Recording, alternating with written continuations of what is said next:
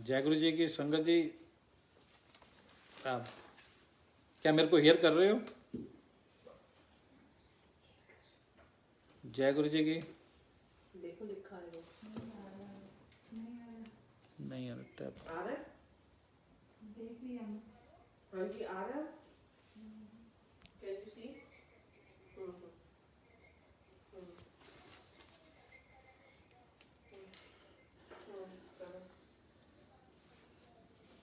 हाँ काटो। वो कहती मैं देखूं। इस पे लिखा है। इसमें तो लाइट तो आई है। नहीं नीचे लिखा भी है ना। Tap friends.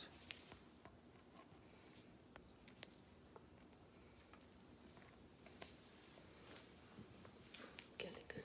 जय गुरु जी की। Sonia doctor Neelam Joshi. Okay now you can start. जय गुरु जी की संगत जी। सॉरी। जय गुरु जी की संगत जी।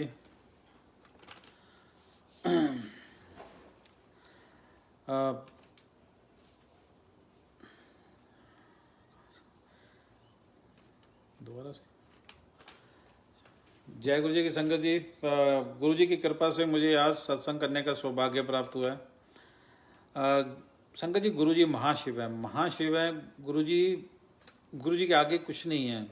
अगर आप गुरु जी की आप पिक्चर देखो, पहले देखो 90 से पहले देखोगे और उसके बाद 2000 के बाद देखोगे, गुरु जी टोटली चेंज हो गए। इतना रूप किसी का भी इतना भी चेंज नहीं आता कभी किसी के अंदर। गुरु जी के अंदर इतना निखार आया, इतनी अंदर इनकी इतनी अंदर मतलब इनके अंदर नूर इतना आ गया था कि मैं आपको बता नहीं सकता। तो जब गुरु जी पहली बार जलंधर मंदिर में आए, क्योंकि गुरु जी 6 साल से गुरु जी जलंधर मंदिर नहीं आए थे।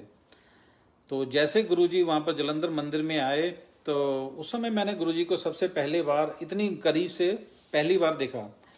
क्योंकि जब दिल्ली मंदिर जाते थे वहाँ गए तो गुरु जी बस मत्था टेका, प्रसाद लिया, मत्था टेका, उसके बाद वापस आ जाते थे। तो इतनी ज़्यादा बात भी नहीं होती थी। तो जैसे गुरु जी जलंधर मंदिर में आए तो जैसे वो गेट इतना ऊंचा होता था, लेकिन उस गुरु जी उस दिन वो गेट से भी ऊंचे लग रहे थे, इतने ऊंचे लग रहे थे। तो आके कहते कहते कंजरो गेट खोलो। तो जैसे शगन अंकल भजे भजे गए तो जाके वो गेट खोला तो गुरु जी की फ्रैगनेंस इतनी आई, पूरा मंदिर गुरु जी का पूरे आने के बाद गुरु जी का पूरा मंदिर मतलब कि गुरु जी की फ्रैगनेंस से भर गया। वो फ्रैगनेंस ऐसी होती थी, अगर हमें कोई थकावट होती थी, कुछ होती थी पूरे दिन की थकावट, अगर हम वो गुरु जी के पास जाके मत्था टेक देते थे तो वो हमारी एकदम थकावट दूर हो जाती। वो फ्रैगनेंस इतनी पावरफुल होती थी, तो वो इतनी ज़्यादा थी, मैं आपको उसमें कुछ बता नहीं सकता। तो जैसे गुरुजी आए तो वैसे मैंने सोचा भी गुरुजी मेरे को जानते नहीं है, कुछ नहीं है, शायद मेरे को गुरुजी घर भेज देंगे। लेकिन गुरुजी की इतनी ब्लेसिंग थी कि गुरुजी ने जैसे ही आए तो शगन अंकल पूछते भी कि ये कौन है। तो वो कहते भी ये बॉबी अंकल है। तो गुरुजी कहते अच्छा। तो बस फिर बोले नहीं। उसके बाद कहते कहते चल मेरा कमरा जरा पेंट करा। उस दिन गुरुजी ने सबसे पहली बार मेरे को कुछ अपने मुंह से कुछ बोला था। वैसे बातें की थी लेकिन वैसे कुछ नहीं, कभी नहीं बोला। तो गुरुजी का फिर गुरुजी का कमरा पेंट करना शुरू कर दिया। संगत बहुत ज़्यादा आ गई थी, रात को ही बहुत ज़्यादा संगत आ गई थी। तो बाहर चाय प्रसाद सब कुछ चल रहा था और मैं अंदर गुरुजी का पेंट करवा रहा था। तो गुरुजी के बेड के ऊपर चादर बिछा दी, सब कुछ कर दिया और ऊपर से पूरा पेंट होना शुरू हो गया। और इससे पहले मैं बताऊं कि गुरुजी मंदिर के अंदर इतना पेंट होता था डेली, मतलब एक एक महीने के अंदर जैसे एक से पेंट करने वाले बाहर जाते थे, दूसरे पेंट करने वाले अंदर आ जाते थे। मतलब इतना पेंट होता था कि मैं आपको बताऊं 1000 टाइम ही एक साल के अंदर 1000 से भी ज़्यादा टाइम उसको पेंट हो चुका था उसको। मतलब इतना ज़्यादा पेंट, मतलब कई तो 15-15 दिन में, कोई 10-10 दिन में आके पेंट कर रहे हैं बार बार। पता नहीं गुरुजी किसका क्या कल्याण कर रहे थे। तो जैसे ही वहाँ पर जलंधर मंदिर में पेंट हो रहा था तो पूरा पूरा मंदिर पेंट हो जाता था। और गुरुजी का कमरा था वो बाहर से पेंट हो जाता था, अंदर से कभी हमें कोई परमिशन नहीं थी इसको खोल के या पेंट करने की या कुछ करने की। तो मैंने सोचा था भी पता नहीं गुरुजी का कमरा अंदर से किस तरह होगा, क्या होगा, भी कितना गंदा हो गया होगा। ये है, आपको पता है यहाँ पर स्पाइडर भी होते हैं, रैट्स भी होते हैं, कॉकरोचेस भी होते हैं कितने। और गुरुजी के नीचे तो कारपेट बिछा हुआ होता था और गुरुजी का बेड है, सब कुछ है। तो आई डोंट नो भी 6-7 साल वो पूरा कमरा बंद रहा। क्योंकि मैं वहाँ पर डेली जाता था, लेकिन कभी वो हमें वो परमिशन नहीं होती थी वो कमरा खोलने की। और पूरा कमरा ऐसे, पूरा कमरा बंद होता था पूरा। तो जैसे गुरुजी आए तो गुरुजी कहते कंजरो लिया मेरी कमरे की चाबी दो। और जैसे गुरुजी को हमने गुरुजी को शगन अंकल ने गुरुजी को गुरुजी के कमरे की चाबी दी, गुरुजी ने कमरा अपना लॉक खोल दिया। जैसे लॉक खोला तो लेकिन वो दरवाज़ा नहीं खुल रहा था, क्योंकि दरवाज़ा इतनी बाहर से पेंट हो गया था, तो कुछ भी नहीं हो पा रहा था। तो गुरुजी कहते चल कंजरा इन्हों धक्का मारो। फिर उसको जोर से धक्का मारा तो उसके कब्जे तक साइड के तो कब्जे होंगे सी वो भी तक टूट गए। तो जैसे ही अंदर गए तो जाके देखा भी इतनी फ्रेगनेंस गुरुजी के कमरे के अंदर और इतनी सफाई, अगर हम भी चाहें तो नहीं कर सकते। पूरा नीट एंड क्लीन गुरुजी का कमरा अंदर से। और गुरुजी का जो बेड था, बेड के अंदर गुरुजी के जोड़े पड़े हैं, गुरुजी के चोले पड़े हैं, गुरुजी का काफ़ी सामान उनके अंदर वो भी बंद करके पूरा पैक करके गुरुजी ने रखवाया हुआ था। जैसे मैंने फर्स्ट टाइम देखा था, मैंने कभी देखा नहीं था। गुरुजी ने पूरा पॉलीथीन, जैसे जोड़ों को पॉलीथीन चढ़े हुए थे वैसे पूरे पैक करके उसके अंदर रखे हुए थे। तो जैसे गुरुजी ने कमरा खोला तो उस खोलने के बाद गुरुजी ने सब कुछ ही दे दिया, सब कुछ। किसी को जोड़ा दिए, किसी को कुछ अपना चोले दे दिए, किसी को कुछ दिए। तो गुरुजी सब कुछ ऐसे सारी संगत को बांटने लगे। तो हम मम्मी भी आए हुए थे, मम्मी को भी गुरुजी ने चोला दिया और गुरुजी ने अपने जोड़े दिए। मेरी सिस्टर को भी गुरुजी ने सॉक्स दी और गुरुजी ने अपने जोड़े दिए और गुरुजी ने अपना चोला दिया। वो गुरुजी का अपने हाथ से दिया। उनके में आज तक भी इतनी फ्रेगनेंस आती है, मैं आपको संगत जी कुछ बता नहीं सकता। तो गुरुजी महाशिव हैं, इनके आगे कुछ भी नहीं है, ये कुछ भी कर सकते हैं। और गुरुजी अपने जीवन काल में 1 मिनट भी सोए नहीं है। तो संगत मेरे को पहले कहती थी, सेवादार कहते गुरुजी सौंदे नहीं है। तो मैं सोचता भी शायद क्यों गुरुजी के पास मैं कभी रहा नहीं था, और मैं संगत शायद मजाक करती है भी कोई इंसान ऐसा है भी जो ना सोता हो। लेकिन गुरुजी के पास उस दिन मेरा पहला दिन था। गुरुजी चलो पूरी दिल्ली से गाड़ी में बैठ कर आए थे और थकावट हो ही जाती है कुछ भी, लेकिन गुरुजी को इतनी भी थकावट नहीं थी। और गुरुजी पूरे दिन 10 बजे के बाद पूरी रात सोए नहीं थे और हम भी नहीं सोए। चलो ऐसे 4-5 दिन ऐसे निकल गए भी ना बगैर सोए। लेकिन फिर इतनी बाद में, जैसे अब 4-5 दिन के बाद तो गुरुजी ऐसी हालत हो गई थी जैसे हम खड़े भी होते तो ऐसे लगता था जैसे गिर जाएंगे, क्योंकि हम सोए नहीं थे। गुरुजी सोने नहीं देते नहीं थे। दिन में तो पूरा आप सो नहीं सकते, रात को गुरुजी कम से कम 1 घंटा ऐसे लेटते थे। 1 घंटे में गुरुजी के ऊपर मुक्की मारी जाओ, सारी रात ऐसे जो है 1-2 घंटा गुरुजी को मुक्की मारी जाओ, गुरुजी की टांगों के ऊपर, गुरुजी चरणों को पढ़ के गुरुजी क्या नाम है, गुरुजी लत्ता दबाते होंगे सके जिदा गुरुजी कहते होंगे। तो उस दिन मैंने गुरुजी को सबसे पहली बार गुरुजी को शॉर्ट्स और बनियान के अंदर देखा था। और गुरुजी का जो रूप था वो मतलब कि गुरुजी का शरीर इस तरह था कि जैसे एक बच्चे का होता है, एक छोटे जैसे बच्चे का होता है, मतलब इतना सॉफ्ट, इतना कोमल। जैसे कि मैं आपको क्या बताऊं संगत जी, जैसे हमारी मसल्स हैं, हमारी मसल्स इतनी टाइट हो जाती हैं, गुरुजी की कोई मसल इतनी टाइट नहीं थी। और गुरुजी की टांगे भी इतनी सॉफ्ट होती थी जैसे बच्चे की बच्चा पैदा होता है इस तरह सॉफ्ट, इस तरह गुरुजी की टांगे और गुरुजी का शरीर होता था। तो मतलब कि जैसे कोई मसल का कोई काम ही नहीं हुआ ना गुरुजी के अंदर, मतलब इतना सॉफ्ट गुरुजी का शरीर होता था। तो हमें भी कई बार डर लगता था, गुरुजी कहते कंजरो मुक्की मारो, जोर ना मारो, जोर ना मारो। गुरुजी कितना जोर से मारे ना। तो उसके बाद मैं संगत जी एक और सत्संग सुनाता हूँ भी। एक बार क्या हुआ कि जो संगत जी जो सेवादार हम सोचते हैं ये गुरुजी के पास है, वो जितना गुरुजी के पास होता था उतना ही गुरुजी से दूर होता था। तो ये हमें धीरे धीरे पता लगा। एक बार क्या हुआ कि मास्टर जी हिमाचल वाले हैं, मास्टर जी वो गुरुजी के साथ दिल्ली में गुरुजी के साथ रहते थे। तो एक बार सुदामा जी की छुट्टी, उस समय किसी की परमिशन नहीं होती, आज्ञा नहीं होती थी कि जैसे कि आप दिल्ली आ जाओ, कहीं आ जाओ, कहीं आप जाने ना दुगरी आ सकते थे ना जलंधर, क्योंकि जलंधर दुगरी एकदम गुरुजी ने बंद किए हुए थे। तो जैसे ही वो मास्टर जी आए तो मास्टर जी कहते बॉबी इदा करते हैं आप दुगरी चलते हैं। तो मैं क्या चलो कोई नहीं, मैं क्या भी मेरे ना ज़्यादा इन्हों पता है, इनको परमिशन होगी, चलो हम तो है नहीं भी, चलो चलते हैं। तो एक बार क्या हुआ कि मैं क्या मैंने कहता भी चल सवेरे तू गड्डी लेके आ जी। तो मेरे पास मारुति 800 थी। तो सुबह मैं कम से कम 8 बजे 8:30 बजे मैं गाड़ी लेके वहाँ आ गया। तो सुदामा जी का भाई था, तो हमने बोला भाई सुदाम तिरजू की इदा करी भी किसी को दसी ना, नहीं तो वो बोलेंगे पता नहीं कितने चले, क्योंकि ड्यूटी यहाँ लगी है तो हमें वहीं रहना होता था, हम कहीं जा नहीं सकते थे। तो हम गाड़ी स्टार्ट की और उस समय पहली बार तक जो जब उसमें गुरुजी की हमें आज्ञा नहीं ली होती ना, तो फिर वो काम पूरा कभी नहीं होता। तो जैसे ही हम लुधियाना के अंदर एंटर हुए तो वहाँ पर हमें पुलिस वालों ने पकड़ लिया। तो वो कहने लगे तुम्हारे शीशे काले हैं, ये हैं वो हैं, अभी तुम्हें चालान काटना पड़ेगा, इतने का चालान है, ये वो। तो कह कू के उसको कम से कम तो 100 रुपया हमने दिया, तो 100 रुपया दे के तो उसने चालान नहीं काटा, तो 100 रुपया दिया, तो चलो हम आगे चले।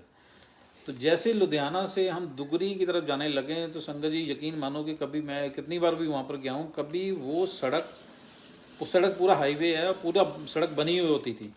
और वो उस दिन ऐसा हुआ कि आई डोंट नो, मैं आपको क्या बताऊँ कि सारी सड़क टूटी हुई, पूरी सड़क के अंदर सड़क तो है ही नहीं, सिर्फ मिट्टी है ना, लेफ्ट में राइट में कहीं भी आप देख लो मिट्टी मिट्टी पूरी भरी होती थी, पूरी भरी हुई मिट्टी उसके अंदर।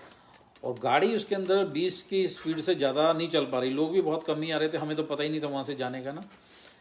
तो जब जा रहे 20 की स्पीड पे हम जा रहे, तो मैं मारुति 800 ना उसमें एसी था ना कुछ था, तो संगत जी भी खिड़कियाँ भी खोली, पूरी मिट्टी से हम भर गए, पूरी मिट्टी से भर गए अपन। जैसे ही जाके दुगरी मंदिर गुरुजी के मंदिर पहुँचे तो जाके हमने कोई आवाज़ नहीं की, गाड़ी भी हमने पीछे लगाई, तो गेट के बाहर हमने कोई गेट नहीं खड़काया, कुछ नहीं किया, तो हमने ऐसे ही मत्था टेक दिया। मत्था टेक के जैसे खड़े हुए तो आगे गौरव खड़ा था, तो गौरव बात कर रहा था किसी से, तो फ़ोन पे था, तो उसकी हमारी तरफ पीठ थी। तो जैसे ही वो पीछे मतलब हमारी तरफ मुड़ा, तो वो फ़ोन एक्चुअली गुरुजी का फ़ोन आया हुआ था, गुरुजी से बात कर रहा था। तो जैसे ही उसको पीछे की तरफ मुड़ा तो कहते वो कहता भी गुरुजी ये तो बॉबी था मास्टर जी है। तो मैं क्या पता नहीं किनू दस रहा ना। ਤਾਂ ਗੁਰੂ ਜੀ ਉਸਲੇ ਗੁੱਸੇ ਹੋ ਗਏ। ਗੁਰੂ ਜੀ ਕਹਿੰਦੇ ਕੰਜਰਾਂ ਨੂੰ ਮੈਂ ਤਾਂ ਉੱਥੇ ਜਲੰਧਰ ਸੇਵਾ ਲਾਈ ਹੋ, ਇਹ ਇੱਥੇ ਕੀ ਕਰਦੇ, ਇਹਨਾਂ ਨੂੰ ਭੇਜ, ਹੁਣੇ ਭੇਜ। ਕਹਿੰਦੇ ਹੁਣੇ ਭੇਜ। ਗੁਰੂ ਜੀ ਗੱਲੇ ਨਾ ਸੁਣ, ਉਹ ਕਹਿੰਦਾ ਅੱਛਾ ਗੁਰੂ ਜੀ ਅੱਛਾ। ਉਹ ਕਹਿੰਦਾ ਨਹੀਂ ਨਹੀਂ ਇਹਨਾਂ ਨੂੰ ਇੱਥੇ ਵੀ ਰੱਖਣਾ ਨਹੀਂ ਹੈਗਾ, ਹੁਣੇ ਭੇਜ ਹੁਣੇ ਭੇਜ। ਗੁਰੂ ਜੀ ਇੰਨੇ ਗੁੱਸੇ ਹੋ गए, हमें पता भी नहीं था भी गुरु जी इस तरह हो जाएंगे। तो हम अंदर आने लगे तो गुरु गौरव कहता भी वो भी इदा करो भी तुम इतने की करते हैं। वो मास्टर कहता यार मैं तो उधर दर्शन करने आए भी मंदिर देखे मैं। वो कहता मास्टर जी आप चलो चलो दिल्ली जलंधर चलो, गुरु जी को पता नहीं कितना पता लग गया। ये लोग गुरु जी दिल्ली बैठे हैं, गुरु जी को जैसे मंदिर के अंदर हम एंटर होने लगे हैं तो गुरु जी को पता लग गया दुगरी भी ये जलंधर मतलब दुगरी कोई ना कोई आया है। तो गुरु जी की इतनी पावर थी, वो कुछ भी पता हमें लगता था कि जैसे हमें नहीं हम गुरु जी से छुपा के कर रहे हैं, इस तरह कर रहे हैं, लेकिन गुरु जी को सारा पता होता था कौन क्या है, किसकी सेवा कहाँ है। और कहीं भी अगर जलंधर मंदिर में भी कुछ हो रहा है ना, वो गुरु जी को एकदम पता लग जाता है। और दुगरी में भी एकदम गुरु जी को पता लग जाता है। और यकीन मानो कि सुबह 8 साढ़े 8 बजे जलंधर मंदिर से चले थे, हमने कुछ चाय प्रसाद कुछ भी नहीं लिया। और दुगरी आए तो दुगरी 12-1 मतलब 3-4 घंटे लग गए हमें आने को, सड़क पूरी ख़राब थी। वहाँ जाके ना चाय प्रसाद ना कुछ। गौरव कहता बॉबी हम तो तुझ चले जाओ। तो वहाँ से फिर गाड़ी हमने घुमाई। और यकीन मानो कि उसके बाद हमने कपूरथला की तरफ से हम आए, कपूरथला की तरफ से हम कपूरथला नहीं करना अब लुधियाना की तरफ से दूसरी तरफ से हम आए, खन्ने की तरफ से पूरे हाईवे की तरफ से ऊपर से आए। और जैसे गुरुजी ने हमें बोला कि आप दुगरी चले जलंधर चले जाओ, उसके बाद कम से कम 1 घंटे में हम, आप यकीन मानो कि इतनी गाड़ी स्पीड चलाई तो पूरे हम जाके दुगरी जलंधर पहुंच गए। तो गुरुजी का ये था कि जब गुरुजी की आज्ञा होती थी तो गुरुजी फिर आगे पीछे आपको कुछ नहीं, आपकी सड़क भी क्लियर हो जाती थी, मतलब रास्ते में कोई रुकावट नहीं आती थी, हमें किसने रोका नहीं। लुधियाना भी हमने बहुत फास्ट जल्दी से एकदम क्रॉस कर लिया, लेकिन लुधियाना में 1-1.5 घंटा लग जाता। तो 1 घंटे में तो हम जलंधर आ गए थे। तो गुरुजी को पहले ही पता लग जाता। और संगत जी एक बार बताऊं कि एक बार मास्टर जी वहाँ पर आए हुए थे, सुदामा जी को घर भेजा हुआ था छुट्टी, उनको 15 दिन के लिए अपने गांव भेजा हुआ था। तो मास्टर जी की वहाँ पर ड्यूटी लगी, तो मास्टर जी वहाँ पर आए हुए थे। तो ऐसे बैठे बैठे वो पूरे दिन में ऐसे सत्संग सुनाते रहते थे, क्योंकि गुरुजी के पास रहे थे। अब जैसे गुरुजी के पास रहा था आदमी, तो वो अपने फिर सत्संग शेयर करता है, गुरुजी अदा कर दे। तो हम भी बहुत इंटरेस्ट लेके गुरुजी की बातें सुनते थे। तो एक दिन क्या हुआ कि जब वहाँ पर जलंधर मंदिर में पेंट हो रहा था, सब कुछ हो रहा था, तो जैसे ही वो पेंट हो रहा था कि तो जिनके घर से लंगर आंदा होंदा सी, तो वो कहते होंगे सीगे भी वो फ़ोन करके पूछ लेते थे भी कितने बंदे हैं। अगर 5 हैं 6 हैं तो वो 5-6 रोटियां भेज देते थे, अगर 7-8 रोटियां भेज देते थे। तो ऐसे करते तो एक बार मास्टर जी इधर बैठे थे तो फोन आया तो मास्टर जी को गुस्सा चढ़ गया। तो मास्टर जी कहते कहते नहीं नहीं लंगर आ गया, तू रहन दे, अज रहन दे। तो उसने भी चलो ठीक है भी चलो रोके ना। तो जैसे ही उसने ऐसे बोला तो मैं मास्टर जी ਨੂੰ ਬਾਅਦ ਚ ਕਿਹਾ, ਮੈਂ ਕਿਹਾ ਮਾਸਟਰ ਜੀ ਉਹ ਲੰਗਰ ਆਂਦਾ ਸੀ, ਤੁਸੀਂ ਐਵੇਂ ਮਨਾ ਕਰਤਾ ਵੀ ਪਹਿਲੇ ਭੁੱਖ ਲੱਗੀ ਪਈ है। वो कहता नहीं नहीं बॉबी तू रहने दे, कोई नहीं लंगर आ जाऊंगा अपने आप में। अब पता उनको भी नहीं था लंगर कैसे आना क्या नहीं है। गुरु जी तो लेकिन सब जानते हैं सेवादारों की बात मन में क्या है क्या चल रहा है, गुरु जी तो कहीं ना कहीं से अरेंज कर देते हैं। तो उस समय क्या हुआ कि एक आंटी आई, मतलब कि आधे 15-20 मिनट के बाद लगा लो आप, एक आंटी आई, उन्होंने गेट खड़काया बाहर से। तो मैं गया गेट खोला तो कहती मैं अंदर मत्था टेकना। मैं कहा चलो ठीक है जी आंटी आ जाओ। तुझे आए आंटी बैठे वहाँ पर मत्था टेका गुरु जी। तो कहती भी सुदामा जी चाय बनाने ना, वो मास्टर जी कहते मैं चाय बना चाय बनाने लगे। तो मैनू कहते भी मास्टर जी आप भी आ जाओ भी ना, मैंने सत्संग शेयर करना। अब इतनी तो भूख लग रही थी भी सत्संग भी कहाँ सुनाई देता है ना। तो उसके बाद क्या हुआ कि आंटी सत्संग शेयर करने कहती भी मैं ना रात को मतलब कि जैसे सो रही थी तो सुबह के कम से कम 12 बजे मेरे को गुरु जी का ड्रीम आया। गुरु जी मैनू कहते भी आंटी भी तू कल तो न्याणे दे स्कूल शुरू हो जाने सोमवार तो, भी तू मेरे को तो आई नहीं जलंधर। तो इन्नी गल हुई। कहती भी मेरे मन में खटक गया भी गुरु जी ने बोला भी जलंधर मंदिर आने के लिए ना। तो कहती मैं बस सुबह 5 बजे उठी, तो 5 बजे उठ के तो फटाफट मैंने नहा धोकर मैंने माँ अपने हस्बैंड को भी नहीं बताया, बच्चों को भी नहीं बताया, गाड़ी उठाई और सीधा मैं गुरु जी के लिए यहाँ जलंधर मंदिर के लिए तैयार मतलब आ रही थी। उसके बाद कहती मैं करनाल रुकी, मेरे को भूख लग रही थी, चाय पीने के लिए भी थकावट हो रही थी। लेकिन मैं जैसे ही गुरु जी के पास मतलब कि मन किया, फिर मैं सोचा नहीं गुरु जी के पास जाके ही गुरु जी का प्रसाद लूँगी। उस समय संगत जी ऐसे होता था कि गुरु जी का इतना डर भी होता था क्या, मतलब कि जैसे हर आदमी सोचता था कि सुच्चे मुंह चलते हैं, गुरु जी के पास ही जाके चाय प्रसाद लेंगे और रास्ते में कुछ नहीं करना, मतलब हर संगत का यही होता था। उसके बाद कहती लुधियाना भी मेरे को काफ़ी थकावट सी हुई, मैंने कहा चाय पी लूँ, लेकिन मैंने वहाँ भी कुछ नहीं पिया। उसके बाद कहती मैं हवेली आ गई, हवेली जलंधर मंदिर के पास, जलंधर के पास। तो जैसे ही हवेली आई तो गुरु जी के मेरा मन हुआ कि मैंने लंगर कर लूँ यहाँ पर, वहाँ पता नहीं जलंधर में पता नहीं मंदिर में लंगर होगा या नहीं होगा, भी मैं कर लूँ। मैं कहती लंगर करने का पूरा मूड बना लिया, लेकिन फिर मेरे मन में आया नहीं नहीं मैं यहाँ से पैक करा लूँ। तो उसने वो लंगर पूरा देखो वहाँ से पैक करवा लिया 3-4 बंदों का, 3-4 बंदों ने सोचा को 3-4 ही होंगे वहाँ पर, तो वैसे भी 3-4 ही थे वहाँ पर। तो अच्छी तरह उन्होंने लांटी ने लंगर पैक करवा लिया। हाँ पालक पनीर की सब्जी और ना काफ़ी शाही पनीर और काफ़ी कुछ उसने पैक करवा लिया। तो जैसे गाड़ी में रखा हुआ तब मैं हमें कहती भी मैं लंगर लेकर आई हूँ, अगर आपकी आज्ञा हो तो मैं अंदर ले आती हूँ। तो मैं क्या आंटी ठीक है जी कोई नहीं आंटी, मास्टर कहते चल कोई नहीं ले आओ ना। तो जाके लंगर देखो मास्टर जी ने यहाँ मना किया और गुरु जी ने लंगर वो दिल्ली से भेज दिया। तो ये है गुरु जी की पावर। गुरु जी अगर हम सोचते कुछ हैं, हमारे मन में कुछ होता है, लेकिन गुरु जी महाशिव है, ये कुछ भी कर सकते हैं। मतलब ऐसे सत्संग मैं आपको बताऊं कि कई बार तो ऐसे होता था जलंधर मंदिर में, कई बार सुदामा जी से बैठे होते थे, मन में आता था यार सुदामा यार आज पनीर के पकौड़े आ जाए तो मज़ा आ जाए। आप यकीन मानो विदिन 5 मिनट कोई आदमी आ रहा है, वो पनीर के पकौड़े वो ताजे मतलब अभी ताजे बना के वहाँ जलंधर मंदिर में ला रहा है। और मतलब छोटी छोटी बातें गुरुजी इस तरह सुनते थे, मैं आपको कुछ बता नहीं चाहता भाई, जो हमारे मन में होती थी बातें तो वो गुरुजी पहले पूरी कर देते थे। तो एक बार क्या हुआ कि मैं ऐसे जब मैं और सुदामा जी जलंधर मंदिर के बाहर के अंदर चला जा बाहर घूमने चलते हैं, ऐसे बाहर घूम रहे थे तो मेरे सामने से बुलेट मोटरसाइकिल कोई एक लेकर गया। तो मैं सुदामे को गया, मैं क्या सुदामा यार मोटरसाइकिल होवे था बुलेट होवे था बाकी तो एवं ही है। आप संगत जी यकीन मानो कि मैंने ऐसे बोला यार सुदामा कहता यार तू बड़ी चीज़ हथ पाता। मैं क्या नहीं सुदामा भाई बुलेट तो होना चाहिए ना, बाकी तो अब स्कूटर पे थोड़ा सारी उम्र कटनी हैगी। तो कहता कोई नहीं मिल जाऊंगा तेनों। आप यकीन मानो कि अभी गल ही की है, अगले दिन सुबह मेरे दादाजी आए कहते चलो मोटरसाइकिल ले लेते हैं, स्कूटर तो था ही। और देख लो गुरुजी की कृपा से अगले उसके तीसरे दिन ही हमने नया bullet cycle new brand motorcycle 96-97 में गुरुजी की कृपा से हमने वहाँ से निकलवाया। तो गुरुजी तो महाशिव है, इनके आगे इनको बोलने की भी ज़्यादा ज़रूरत नहीं पड़ती। और संगत जी मैं बताऊँ भी गुरुजी कभी सोते नहीं थे, अपने जीवन काल में 1 मिनट भी गुरुजी सोए नहीं है, 1 मिनट भी गुरुजी सोए नहीं है।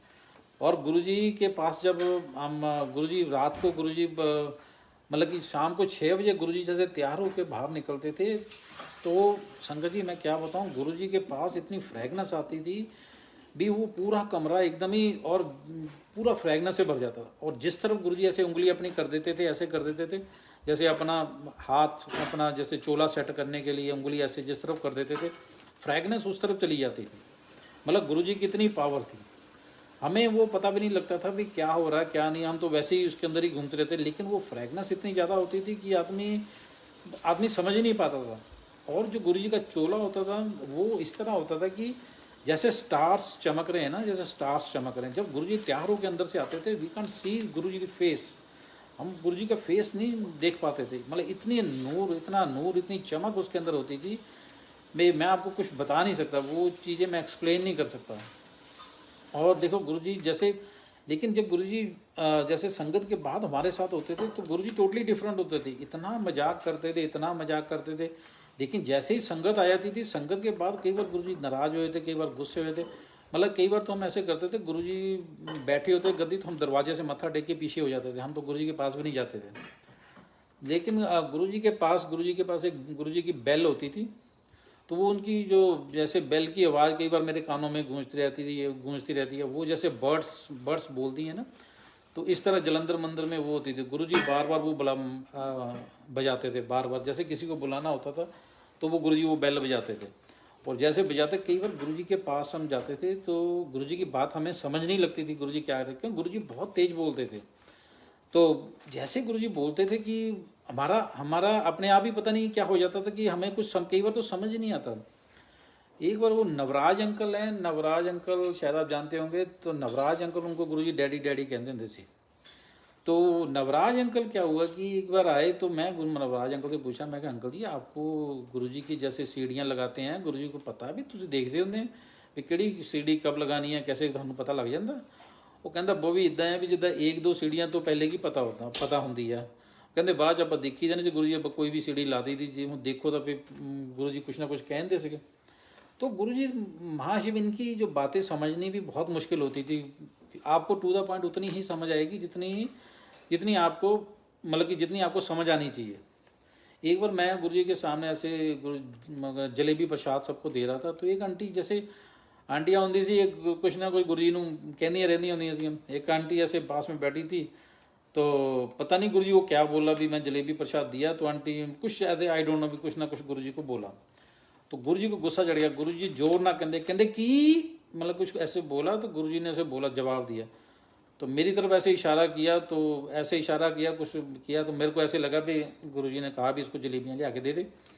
मेरे को ऐसे मन में आया, तो मैं गया तो थोड़ी सी ज़्यादा जलेबियाँ पाइयाँ, लिया के आंटी के मुरे रख दियाँ।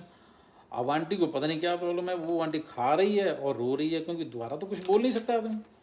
खा रही है, रो रही है, खा रही है, रो रही है, और पूरी आंटी ने वो जलेबियाँ फिनिश की। और बाद में पता लगा वो आंटी ने शुगर सी, और देख लो गुरुजी ने उसकी वो घर जाके उसने चेक की, उसको शुगर ही खत्म हो गई बिल्कुल। तो गुरुजी जिसका भी कल्याण करना होता है वो उसी चीज़ से ही कर देते थे, लेकिन किसी को पता भी नहीं लगता था भी वो किस तरह कल्याण हो रहा है। तो ऐसे मैं बताऊं कि मेरी मम्मी की गुरुजी के ना वो कल्याण करने का तरीका ही अलग थे। गुरुजी के पास जाके आपको बताने की भी ज़रूरत नहीं पड़ती थी। कई बीमारियां तो हमारी ऐसे ही ठीक हो गई हैं कि हमें पता भी नहीं लगा। एक बार मेरी मम्मी को मैं बताऊं कि मम्मी को डैंड्रफ बहुत होता था, बहुत ज़्यादा, मतलब इतना नहीं, मतलब कम नहीं होता, बहुत ज़्यादा डैंड्रफ होता। जब मम्मी ऐसे अपना सिर जैसे कॉम से बनाती थी, तो वो डैंड्रफ इतना होता था कि डैंड्रफ ऊपर ऊपर तक आ जाता था, तो मतलब दिखाई देता था, अच्छा नहीं लगता था। इधन दैन कि मतलब कि आप समझो भी ना भी संगत जी भी इतना कोई शैम्पू लगाए, मेडिसिन खाई, सब कुछ किया A to Z, तो लेकिन वो कभी ठीक हुआ ही नहीं, अभी कभी भी ठीक नहीं हुआ। मतलब कि मम्मी को देख लो, कम से कम मैम 5th 6th में पढ़ते थे, तो तब से मेरे को चलो अपने होश से पता है कि मम्मी को इतना डैंड्रफ होता, हमने खुद देखा हुआ है। 9वीं 10वीं 11वीं 12वीं तक मम्मी को इतना डैंड्रफ होता था कि वो डैंड्रफ ही दिखाई देता था, बड़ी मुश्किल से, वो कभी ख़त्म ही नहीं होता था, पता नहीं क्या था। और जैसे ही हम गुरुजी के पास जाने लगे, तो कम से कम 1 साल के बाद हमने, मम्मी ने ऐसे कभी ध्यान भी नहीं दिया। 1 साल के बाद मम्मी ने देखा, कहती वो डैंड्रफ ही नहीं है। तो आप यकीन मानो संगत जी, डैंड्रफ तक गुरुजी ने, जो हमने गुरुजी को बोला भी नहीं, वो भी गुरुजी ने एकदम ठीक कर दिया। तो गुरुजी तो महाशिव हैं, इनके पास जाने से हमें बताने की भी जरूरत नहीं पड़ती थी। कई बार अब गुरुजी हमें आ बीमारी है, मेरी आ बीमारी है, तो गुरुजी वैसे ठीक कर देते। लेकिन कई आंटियां होती, जैसे कई आंटी पहली बार एक बार आंटी आई, कहती आगे कहती गुरुजी मेरा गोडा, मत्था भी नहीं टेका भी, आगे कहती गुरुजी मेरा गोडा ठीक कर दो। तो गुरुजी कहते मैं तो डॉक्टर लगा है। गुरुजी गुस्सा। अब वो जी बातें होती है ना, गुरुजी अगर जिसको डांट देते हैं, कुछ बोल देते थे, वो सुन के भी अगर बंदा फिर से आ जाता है ना, तो उसका कल्याण हो जाता। पर कई होंगे बंदे पे सानू डांट दिया या वो आए नहीं, तो फिर इज ओके। तो गुरुजी महाशिव हैं, ये गुरुजी की यही बात है। गुरुजी कई बार डांट देते थे, कई बार ये कभी सेवादारी डांट देते थे, तो आदमी कुछ नहीं कर सकता था, कुछ भी नहीं बता सकता था, तो आदमी सुननी पड़ती थी बात। और गुरुजी की जो सेवादारों की बात होती है, वो गुरुजी की बात एक होती थी, और हमें लगता था कोई डिफरेंट है, लेकिन नहीं, गुरुजी की और सेवादारों की बात एकदम एक होती थी। तो उसके बाद क्या हुआ कि जैसे प्रीति आंटी हैं, प्रीति आंटी वहाँ जलंधर में रहती हैं। तो गुरुजी सुबह 10 बजे उनके घर में डेली जाते थे, मतलब डेली हम छोड़ के गुरुजी, कई बार गुरुजी के साथ होते थे।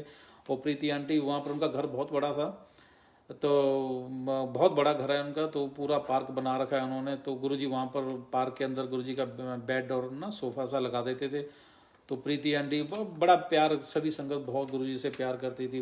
प्रीति आंटी ने ग्रेप्स, अंगूर, और एक एक अंगूर साफ करके गुरुजी को देना, गुरुजी ने खाना, फिर वहाँ पर चाय प्रसाद बनाना, तो वो फिर चाय प्रसाद पीना, फिर गुरुजी 1-1.5 घंटा गुरुजी वहाँ पर बैठते थे, फिर आ जाते थे। लेकिन हम तो गुरुजी के पास 24 आवर रहते थे, तो गुरुजी के पास इतनी नींद आ रही होती थी, बंदा मतलब कई बार तो लगता था गुरुजी हमें भेज दें। तो कई बार हम जैसे गुरुजी प्रीति आंटी के पास गए, तो गुरुजी कहते सी अच्छा चलो तुसी चलो चलो, कोई नहीं मैं आ जाऊंगा पास ना, तुसी चलो जलंधर मंदिर चलो। तो हम जलंधर मंदिर, मैं दबा गाड़ी स्टार्ट की, तो नींद तो आ रही थी, तो आगे पीछे कुछ दिखाई भी नहीं देता था। तो सीधा जलंधर मंदिर आया, गाड़ी लगाई, तो मैं रजाई निकाली और आराम से जाकर लेट गया। और जैसे ही सोते थे, लेटते थे, नींद इतनी आ जाती थी कि मन करता भी अब उठे, कोई उठाए ना हमें। तो जैसे ही सो गए, तो सोने के बाद जैसे अभी लेटा ही था मैं, विदिन 5 मिनट गुरुजी दूसरी गाड़ी में वहाँ पर पहुँच गए। तो सभी मोंटी भी वहाँ पर सो रहा है, शगन अंकल भी सो रहे हैं, शबीला भी सो रहा है, सारे सो रहे हैं। तो गुरुजी 5 मिनट में आ गए। तो जैसे ही गेट खड़काया, तो गुरुजी कहते कंजरो गेट खोल दो, नहीं तो मैं ऊपर ही टप के आने लगा। तो भागे भागे गए, तो रजाई चौके, जो गुरुजी का ट्रीटमेंट रूम होता था, उसमें रजाइयाँ उठा के फटाफट रखी। तो गुरुजी का गेट खोला, गुरुजी आ गए। गुरुजी कहते की करते सके, मतलब कि प्यार से बोलते हुए कहते की करते सके। हमारी आंखें बंद हो रही हैं, गुरुजी के सामने खड़े, मतलब ऐसे लग रहा है जैसे गिर जाएंगे। तो बस कुछ नहीं, गुरुजी कहते झाड़ू लगाओ झाड़ू लगाओ। अब जैसे झाड़ू लगाते थे, वो नींद ही उड़ जाती थी। और गुरुजी के पास आने के बाद तो इतनी फ्रेगनेंस गुरुजी की आती थी, मैं आपको क्या बताऊं, कि वो उसके अंदर ही हमारी नींद भी उड़ जाती थी और थकावट भी दूर हो जाती थी। उसके बाद फिर ऐसे होता जैसे पता नहीं हम कितना सो के रेस्ट करके आ रहे हैं। तो गुरुजी की वो जो फ्रेगनेंस होती है, उसमें यही पावर होती है कि आपकी जो थकावट होती है, जो आपको कुछ भी तकलीफ है, कुछ है, तो गुरुजी के जैसे चरणों पे मत्था टेकते थे, गुरुजी उसी से आपका कल्याण कर देते थे। एक बार तो आंटी आई, उनको पकड़ के हम संगत जी बाहर से अंदर लाए, पकड़ के, मतलब कि उनको पता नहीं कितनी पेन, अब इतना नहीं पता, हमने पूछा भी नहीं, क्योंकि उस समय ज़्यादा संगत से बात करने की, अपने काम नहीं होते थे, तो किसी से क्या बात करनी होती थी ना।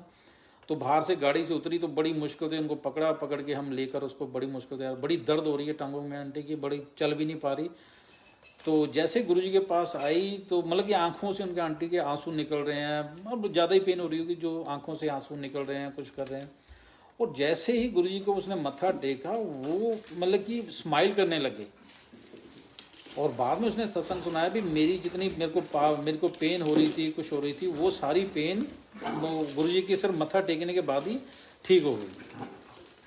तो गुरुजी महाशिव हैं, ये कुछ भी कर सकते हैं, कुछ भी कर सकते हैं। इनके पास गुरुजी कहते थे, कोई मेरे मंदिर के बाहर से भी कोई निकल गया ना, कोई मंदिर के मेरे बाहर से निकल जाए, तो गुरुजी उसका भी कल्याण कर देते हैं। और कई बार मैं देखा कि जैसे किसी को पता भी, उस समय क्या होता कि बहुत लिमिटेड संगत ही गुरुजी के पास आती थी।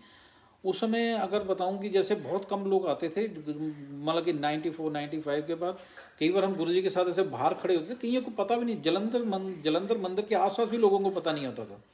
इवन देन कि हम रामा मंडी में रहते थे, तो रामा मंडी में भी किसी को नहीं पता होता था कि भी ऐसे कोई गुरुजी हैं, क्योंकि गुरुजी ने सिर्फ अब कुछ लिमिटेड लोगों को ही बताया। और कभी भी गुरुजी ने जैसे ना को भी टीवी के अंदर ना किसी के अंदर कभी कभी फोटो भी नहीं आती थी। एक बार तो क्या हुआ कि जॉन्टी मेरा भाई था, तो उसके पास एक बार हमने न्यू कैमरा लिया, न्यू उसमें रील डलवाई, सब कुछ किया और गुरुजी के पास फोटो लेने लगे और ये गुरुजी को परमिशन ली नहीं और जाके फोटो लेनी शुरू कर दी।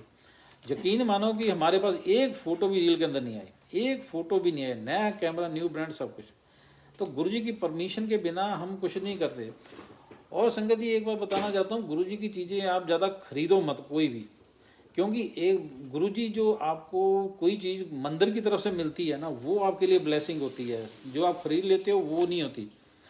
एक बार क्या हुआ कि मैं बताऊं कि जब हम गुरुजी के पास जाने लगे थे तो हमारे उस समय फोटो किसी के पास हो तो बहुत बड़ी बात होती थी गुरुजी की, क्योंकि गुरुजी अपने हाथ से देते थे, ऐसे आप कहीं से ले नहीं सकते थे, कभी फोटो में मिलती भी नहीं थी, और जिसके पास होती थी वो लिमिटेड होती थी, वो देता भी नहीं था, क्योंकि सबको गुरुजी ने ब्लेस किया होता, वो ब्लेसिंग होती है, किसी को फोटो दी होती, कुछ होती। तो यकीन मानो संगत जी, एक 3 साल बाद गुरुजी ने हमें इतनी छोटी सी गुरुजी ने फोटो दी, इतनी छोटी, हम बड़े एकदम खुश हुए भाई चलो गुरुजी ने आज मम्मी के हाथ में ना इतनी छोटी सी फोटो दी। जिद्दे ही गुरुजी ने मम्मी के हाथ में फोटो को, मेरे को भी नहीं दी, मेरी बहन को, मेरे भाई को, किसी को भी नहीं दी, वो सिर्फ मम्मी को इतनी छोटी फोटो दी। तो मम्मी ਨੂੰ ਕਹਿੰਦੇ आंटी इदा करिए जाके कल सवेरे अंकल ਨੂੰ भेज दें अपने मतलब डैडी को, क्योंकि मेरे daddy that time my daddy is working in army इन आसाम।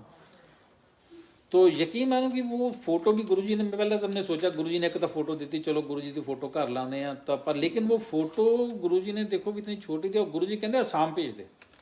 तो सुबह ही मैं क्या गुरुजी ने एक तो फोटो दी थी भी चलो घर रख लेने, गुरुजी कहते भी आसाम भेज दो ना।